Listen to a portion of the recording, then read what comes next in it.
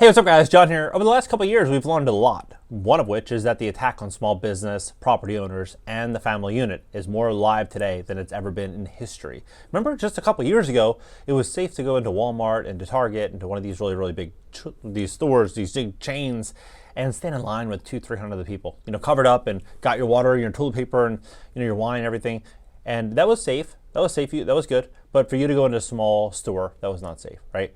And remember the eviction moratoriums? The eviction moratoriums nationwide. In California, they were alive still. These eviction moratoriums are still active and alive 3 months ago. Now, why? Why is this happening and why does this matter? Well, pay attention to what's happening right now. I'm going to share with you what's going on with the family unit. And so you can get a clear idea as to how important finances, business, and all of this is going to be over the next couple of years. Because if you position yourself right, you see the writing on the wall, you're going to be able to make smarter decisions. And that's the goal of this video, so you can see things very clearly and make that smart decision. Please hit the like button. When you hit the like button, YouTube will share this content to educate somebody else. So somebody else will get this information that you get to enjoy right now. Also, if you want to fix your credit, we'd love to help you at greatcreditfast.com. That's greatcreditfast.com. Go there, we'll schedule a free consultation, and we can hop on a call. But look at this California bill. They're saying that potentially this could come nationwide. But if you look at the media, you look at the conversations that the media is having, whether you like Fox or CNN or CNBC or any of them, I personally think they're basically all the same. You look at the investors behind these organizations, you'll start to see all the same names. So I think some of these organizations, convey a message one way, much more strong and aggressive. And another one will say, you know what, this isn't as crazy. It'll just be like death of a thousand cuts, but it's the same, same destination. The proposed amendment to a California bill would brand parents who refuse to affirm their own child's gender as abusive and could result in the loss of custody. Now, this proposed by Democratic Assembly member Lori Wilson and State Senator Scott Wiener, who last year suggested offering Drag Queen 101 as part of a K-12 curriculum, introduced a bill that grants judicial leniency to certain, that word there, and who was accused of hate crime hoax. AB 957 amends the state's family code addressing health, safety, and welfare of a child in every household. As the Daily Mail notes, if passed, the law could result in children being removed from their family's home if family members are deemed anti this. Now, today, it's very easy to be deemed anti anything. Remember last year, basically everyone was deemed anti that one word. If they had any questions, if they had any reservations, they were deemed basically like the enemy. Well, it's going to be the same exact thing, except it's going to get more extreme with, rather than it just being that, it's going to be based on all these different inclusive ideologies, right? And then that is also going to continue to get more and more and more specific. More and more people are going to get alienated and be called anti for not complying with the new norm that's going to get more aggressive. The bill was originally passed on May 3rd, but was amended June 3rd. But when Wiener, where it will need to be passed again with revisions until under the code, courts will be given complete authority to remove children from their homes if the parent refused to affirm their gender. It would also require schools, churches, and other organizations to follow suit or face repercussions for impacting the health, safety, and welfare of a child. Now, I am married. I've been with my wife for almost 11 years. We've been together. We have 2 beautiful children. I have a 3-year-old and a 1-year-old. My 3-year-old, 6 months ago, thought he was a T-Rex. He watched a cartoon. We don't let him really watch screen time, but occasionally he'll watch something with dinosaurs or something. But he was watching, this T-Rex and thought, hey, I'm a T-Rex too. I'm big and strong. And I was at my computer working. He came and bit my arm and he pulled it and he said, T-Rex rip. It was funny, a little, at that time he was still 2.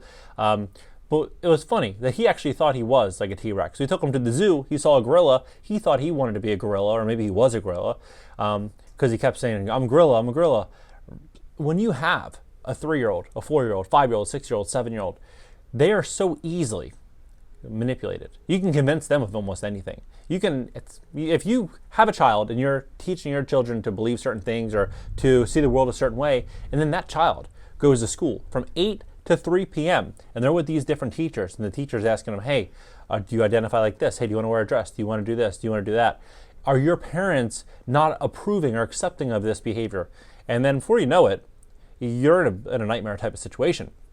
Now, this gentleman Peterson said that he thinks that Newsom's going to run for governor in 2028 and he's going to bring this law into every state. Now, am I saying that's going to happen? No.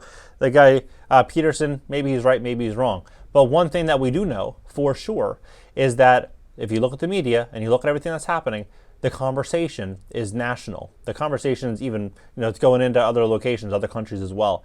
But this isn't just a California thing. This is going to start there, and it's going to slowly start to move into other locations. But look at a place like California.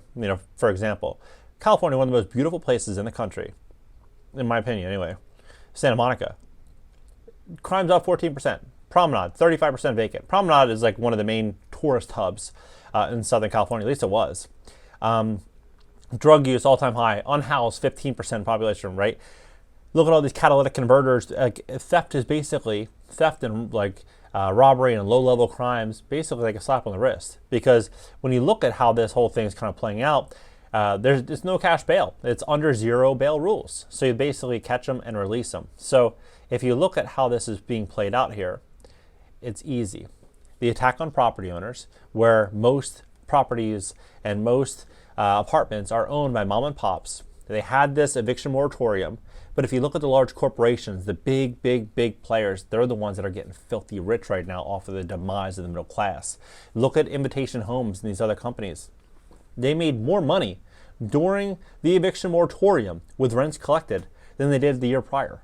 It was unbelievable. The reason for it, because they were getting money direct. They were getting the bailout money directly, and they were able to increase rents and people weren't relocating.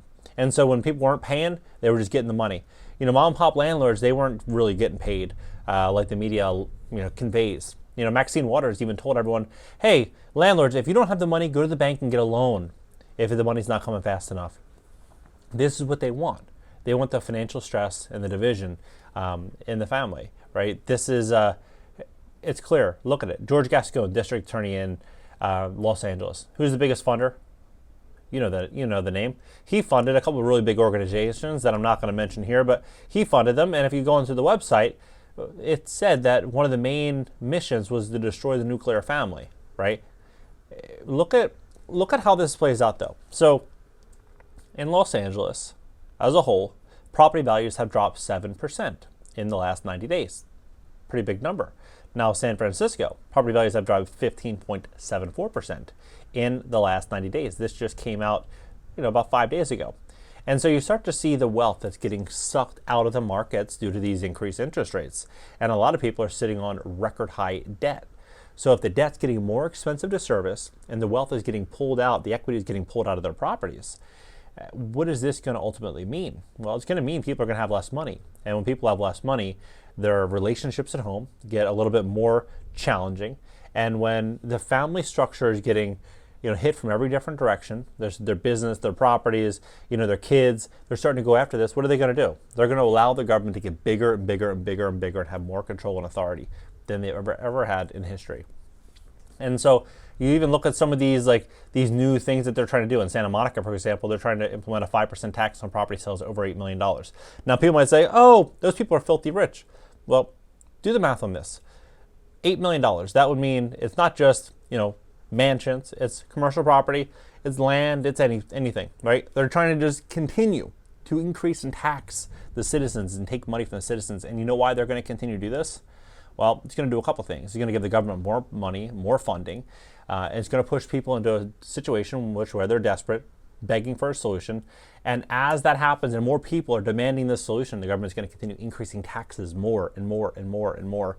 And it's going to break most people that are just, they think this is not going to happen, or it's something that is far-fetched, or it's fear-monger or something like that.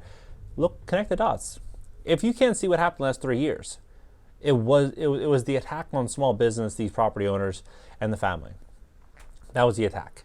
From all directions. None of it made any sense. But if you see this in California, you can already start to see everyone's trying to leave. Everyone's trying to get out of Santa Monica. Look, for example, I just typed in Zillow, Santa Monica, home type, right? All the home type is just single family houses. There's nothing else. And you start to scroll down here, you're seeing things that you didn't see 6 months ago. Price cut, $150,000. Price cut, $225,000. Price cut, $200,000. Price cut, $117,000.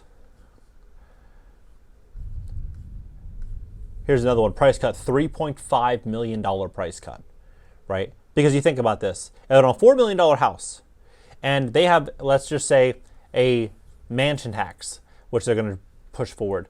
They have this agent fees. They lost 7% of their value over the last 90 days. They start to add all this stuff up. Before you know it, it costs them $800,000 in losses as the market continues to get worse and worse and worse. And people think that, if they have a $3 million house, that they're just balling and they just, pay cash, no problem, buy $1 million house here, $2 million house here. What people don't realize, and this is coming from an agent in Beverly Hills. I was an agent from 2009 to 2019. And a lot of the people that you think have so much damn money are to their teeth in debt. I remember I was on Benedict Canyon in Beverly Hills as an agent, and I had the listing on this property, and this guy came up in a Rolls Royce. I'm like, damn, this guy must be filthy rich. He comes up asking about seller financing. Hey, would the seller end up carrying the paper back for me because I'm not able to get a loan?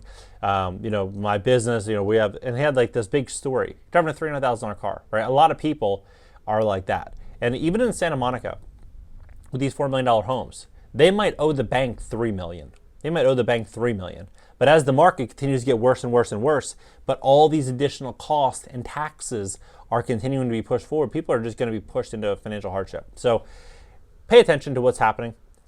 It's obvious. It's clear. And people, I think, expect crazy things in California, and they're like, it's California. Not a big deal. It's not coming to my town. It won't come to Texas. It's not going to come to Florida.